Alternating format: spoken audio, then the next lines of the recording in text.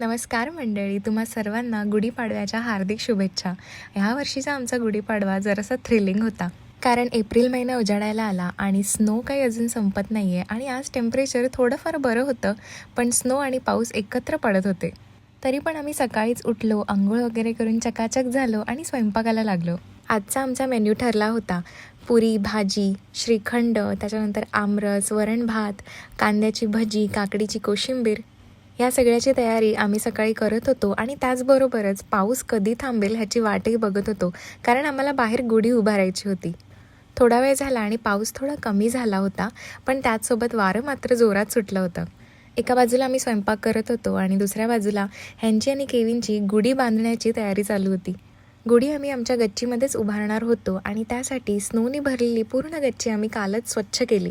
गुढीला लागणारी बत्ताशाची माळ इकडे मिळत नाही, त्यामुळे ती घरीच बनवली आणि आमच्याकडे जे काही साहित्य होतं त्याच्यामध्येच आम्ही गुढी सजवली. स्वयंपाक ऑलमोस्ट सगळा झालेला, फक्त पुऱ्या दळायच्या बाकी होत्या, पण त्याआधी आम्ही पूजा करून घेतली. बाहेर खूपच थंडी होती आणि जोरात वारंसुद्धा वाहत होतं, वरतून थोडा पाऊस पडत होता, पण म्हटलं ठीक आहे, काही असू दे, आपण पूजा मात्र पूर्ण करायची. गुढीची पूजा करून घेतली आणि त्यानंतर आम्ही देवाला नैवेद्य ठेवला आणि जवळजवळ 11:30 झाले होते सकाळचे. सगळं आवरून आम्ही जेवायला बसलो. थोडीशी धाकधूक होती मनामध्ये, कारण अशा वातावरणात गुढी उभारता येईल की नाही ह्याची शंका होती. पण ऊन वारा पाऊस काही असू दे, आम्ही आमचा सण सेलिब्रेट करणार हे ठरवलं होतं आणि आम्ही तो केला आणि खूप छान एन्जॉय केला. तुमचा आजचा गुढीपाडवा कसा झाला हे मला कॉमेंट्समध्ये नक्की कळवा आणि आमचा दिवस कसा वाटला हेही सांगा.